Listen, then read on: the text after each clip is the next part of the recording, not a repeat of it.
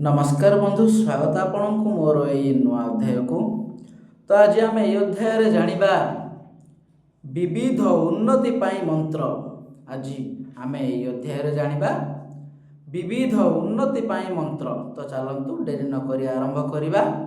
मंत्र ओम ह्रीं श्रीं श्रीं श्रीं श्रीं श्रीं श्रीं श्रीं लक्षो स्वाहा। बंधु, ये है मंत्र। मु पुणी थरे दोहराइबाकू चाहूँगी। ओम ह्रीं श्रीं श्रीं श्रीं श्रीं श्रीं श्रीं श्रीं लक्षो स्वाहा। मम गृहे धनपूर्ण भवतु चिंता दूरी भवतु। ओम ह्रीं श्रीं स्वाहा। बंधु, ये है मंत्र।